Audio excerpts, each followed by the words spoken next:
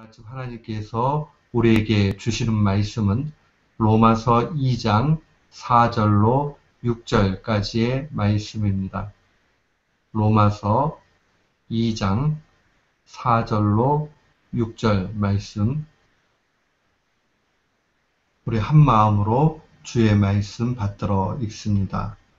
혹 네가 하나님의 인자하심이 너를 인도하여 회개케 하심을 알지 못하여 그의 인자하심과 용납하심과 길이 참으심의 풍성함을 멸시하느뇨. 다만 네 고집과 회개치 아니한 마음을 따라 진노의 날, 곧 하나님의 의로우신 판단이 나타나는 그날에 임할 진노를 네게 쌓는도다. 하나님께서 각 사람에게 그 행한 대로 보응하시되. 아멘. 저는 오늘 본문 말씀 로마서 2장 4절로 6절 말씀을 통해서 하나님의 공의는 사랑이다 라는 제목으로 주의 말씀을 선포하도록 하겠습니다.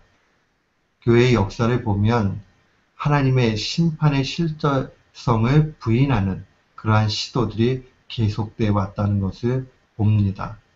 하나님의 심판, 이것이 어떻게 실제로 일어날 수 있는가? 사랑의 하나님인데 하나님을 심판할 수 없다 하는 그러한 생각들을 가지고 많은 사람들이 논했습니다.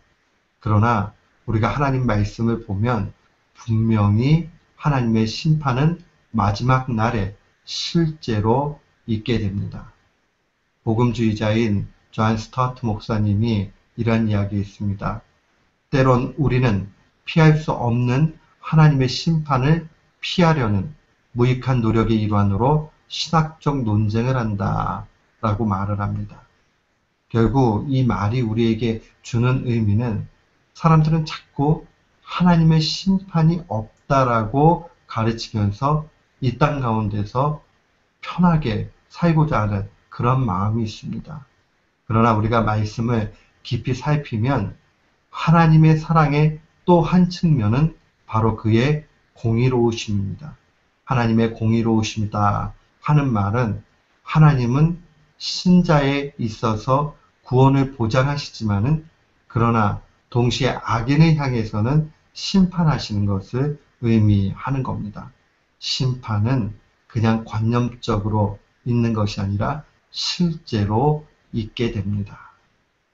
우리가 왜 하나님의 공의가 또 다른 측면의 사랑이다 라고 이야기할 수 있느냐면 바로 고린도 전서 13장 13장에 나와 있는 그 말씀 때문에 그러합니다. 우리는 보통 고린도 전서 13장을 사랑장이라고 이야기합니다. 이 사랑장의 내용들은 우리가 참 잘 알고 있어요. 그런데 거기에 6절과 7절 말씀에 보면 이렇게 증거합니다. 불의를 기뻐하지 아니하며 진리와 함께 기뻐하고 모든 것을 참으며 모든 것을 믿으며 모든 것을 바라며 모든 것을 견디느니라. 결국 사랑의 두 측면이 나오지요. 하나는 불의를 기뻐하지 않는 것이고 두 번째는 오래 참는 것입니다. 이 사랑의 많은 성격 가운데 특별히 6절과 7절 말씀에는 이 두 가지가 나타납니다. 불의를 기뻐하지 않는다.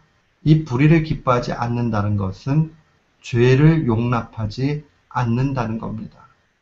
또한 이 불의라는 것은 하나님과 인간 사이의 그 관계가 단절된 상태를 불의라 이렇게 이야기를 합니다. 그런 면으로 보면 하나님께서 죄 때문에 우리와의 관계가 끊어진 것을 용납하지 않는 것이고 사랑입니다. 이거는 인간과의 관계에도 마찬가지입니다. 이 죄가 있거나 또 바른 관계가 되지 못하면 그것은 바로 불의입니다. 바른 관계가 되지 못하는 모든 원인은 바로 죄악 때문에 그러합니다. 그러면 이 불의의 상태가 없어진 것이 의의 상태요. 의의 상태는 진리 가운데 거할 때만 형성됩니다. 그래서 고린도전서 13장 6절에 불의를 기뻐하지 아니하며 진리와 함께 기뻐한다. 그때 진리를 기뻐하는 것, 이 바로 하나님의 말씀대로 사는 것이다 볼 수 있습니다. 사랑하는 성도 여러분, 우리가 분명히 알아야 됩니다. 불의를 기뻐하지 않는 것은 아주 적극적인 의미에서 죄를 미워하는 것이고, 그 죄를 미워한다는 것은 곧 심판의 실제성을 인정하는 것입니다. 그래서 로마서 14장 17절 말씀 보면 하나님의 나라, 하나님의 통치를 얘기하지요.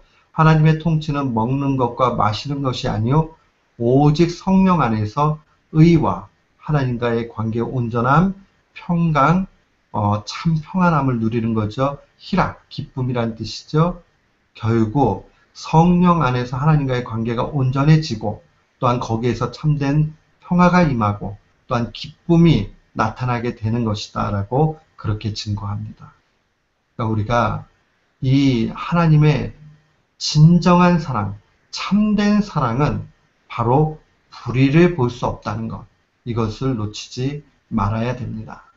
또한 7절 말씀에 보면 모든 것을 참고 믿고 바라고 견딘다. 한마디로 이야기하면 오래 참음을 증거하고 있는 것입니다.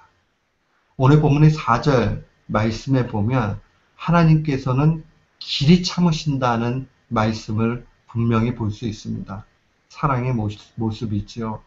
하나님께서 우리가 회개하기를 원하시는 마음으로 오래 참으시는 것, 그것이 바로 사랑의 한 측면입니다. 시편 145편 8절도 증거할 때에 여호와는 은혜로우시며 긍휼이 많으시며 노하기를 더디하시며 인자하심이 크다. 노하기를 더디하신다는 말이 곧 4절에 나와 있는 길이 참으심이고 인자하심이 크다는 것이 용서를 원하신다는 겁니다. 오늘 본문의 4절 말씀 보십시오. 너를 인도하여 회개케 하심을 알지 못하며 그의 인자하심과 용납하심과 길이 참으심의 풍성함을 멸시하느냐. 결국 하나님께서 당장에 심판하지 않는 것은 회개의 기회를 주시기 위한 오래 참음이다 하는 것을 분명히 보게 됩니다. 고린도전서 13장 7절에 나와 있는 그러한 오래 참음과 맥을 같이 합니다. 결국 4절은 하나님의 오래 참음은 사랑이다 하는 것을 보여줍니다. 동시에 6절 말씀에 보면 하나님께서는 사람에게 행한 대로 보응하신다라고 증거합니다. 불의를 용납할 수 없는 그런 하나님의 사랑을 의미합니다. 하나님께서는 이 불의를 조금도 용납할 수 없지요. 왜요? 그게 또 하나의 하나님의 사랑이기 때문에 그러합니다. 그렇다면 오늘 바울 사도는 왜 사람들이 회개하지 않는가 하는 것을 5절 말씀 한 절에서 고집과 회개치 아니하는 마음으로 그렇게 지목하고 있습니다. 이 고집이라는 것은 몰라서가 아니라 의도적으로 자아의 이기심으로 나아가는 것을 의미합니다. 로마서 1장 마지막 절 32절에 보면 이렇게 증거를 합니다. 하나님의 정하심을 알고도 하나님의 어떠한 정하심이에요. 결국 이 죄악 가운데 나아가면 나중에 사형에 해당하는 것, 그러니까 영원히 죽을 수밖에 없다는 그 하나님의 정하심을 알고도 자기들만 행할 뿐 아니라 또한 그 일을 행하는 자를 옳다 그렇게 여긴다라고 고발하고 있습니다. 결국 하나님의 심판을 알면서도 회개치 않는 그 마음이 바로 고집이다라고 증거합니다. 사랑하는 성도 여러분, 하나님은 이 마음을 원하지 않습니다. 결국 하나님께서는 그 고집을 내어버리기 원하시고 또 회개하기 원하시기 때문에 또한 이 땅 가운데서 영원한 징벌로서의 그러한 심판은 아니지만 때때로 회개를 원하시는 심판도 하십니다. 그러나 마지막까지 회개치 아니하는 사람은 이 마지막 날에 결국 돌이킬 수 없는 그 지옥불에 떨어지게 되는 것입니다. 사랑하는 성도 여러분, 이거 가볍게 여겨서는 안 됩니다. 하나님께서 우리를 사랑하시기 때문에 심판하시고 징계하신다 하는 그 사실을 분명히 알아야 됩니다. 하나님의 심판은 사랑의 당연한 표예요. 만약 이게 없다면 하나님은 온전히 우리를 사랑하지 않는 것입니다. 어제 우리가 말씀 가운데 제가 설교했지만 이 켄터키의 임마누엘 베프티스트 처치에서 사역하고 있는 이 목사님이 그런 이야기 했잖아요. 사탄이 교회를 파괴하는 7가지 그 전략 가운데 하나가 거짓말인데, 이 거짓말의 근본이 되는 게 요즘에는 반쪽짜리 진리를 가지고 half truth 가지고 그렇게 한다라고 분명히 증거하고 있습니다. 완전히 틀린 얘기를 하지 않아요. 하나님은 오래 참으신다. 이거 한 가지만 얘기합니다. 그리고 하나님은 심판하실 수 없다 하는 걸로 슬쩍 심판하실 수 없는 것으로 몰아갑니다. 그러면 사람들은 그렇지, 하나님은 오래 참고 그 사랑의 하나님이 어떻게 심판하실 수 있나 하고 그렇게 살아갑니다. 거기에 사탄의 괴계가 있는 것입니다. 현대 교회는 심판의 실제성과 심각성에 대해서 아주 미온적으로 가르칩니다. 오늘날에요, 교회에서 회개하라. 당신 잘못됐다. 우리가 정말 바른 길로 나아가야 된다. 하나님이 우리를 심각하게 여기신다 하는 그러한 설교를 자꾸 하면 교인들이 싫어합니다.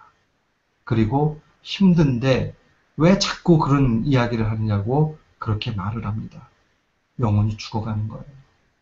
귀에 즐거운 이야기를 들으면 힘을 얻는 것 같지만은 우리의 참된 그러한 위로와 힘은 말씀 가운데 있는 것입니다. 말씀이 우리에게 책망할 때는 우리가 아멘으로 받아야 됩니다. 말씀이 우리를 위로할 때는 아멘으로 감사해야 됩니다. 이 2가지가 다 있어야 됩니다. 이 미국의 대각성 운동을 일으켰던 조나단 에드워즈라는 훌륭한 목사님이 계십니다. 이 목사님의 설교 가운데 가장 유명한 설교가 제목이 바로 이거예요. 진노하시는 하나님의 손안에 놓인 죄인들. 그 내용을 읽으면요, 섬찟섬찟해요. 지옥불이 지금 내 눈앞에 바로 있는 것 같이 그렇게 무섭습니다. 대각성 운동은 바로 이 회개 가운데 나오게 된 겁니다. 하나님의 심판의 심각성, 실제성을 선포하니까 다들 이렇게 우리가 죽어서는 안 되겠구나 하고 회개하고 나오는 겁니다. 꼭 기억하세요. 우리가 단호하게 이 지옥에 대해서 알게 될 때, 또 심판에 대해서 인정하게 될 때 우리의 영혼은 살게 되는 겁니다. 제가 한국에 있을 때 금난교회 담임하셨던 김홍도 목사님 그 직접 하신 말씀 분명히 기억을 합니다. 본인이 그래요. 심판을 강하게 선포할 때 교회가 부흥했다. 그 금난교회가 폭발적인 부흥을 할 때 가장 강하게 선포했던 것은 바로 심판이었다라고 그렇게 이야기합니다. 제가 학교 일로 김홍도 목사님 만날 일이 있어서 갔을 때 저한테 꼭 당부했던 이야기 중에 하나가, 목사님 설교할 때마다 이 지옥불에 대해서 반드시 설교해야 됩니다. 그래야 영원히 삽니다. 라고 그렇게 이야기했습니다. 사랑하는 성도 여러분, 하나님의 심판이 우리에겐 두려움이 되기도 합니다. 그리고 듣기 싫기도 합니다. 그러나 그것은 실제입니다. 우리가 이것을 인정하게 될 때 우리는 하나님 앞에 영혼의 살림을 받게 됩니다.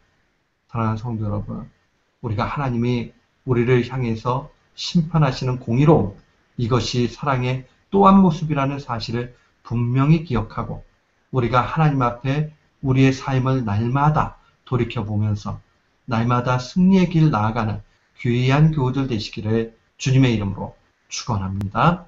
아멘.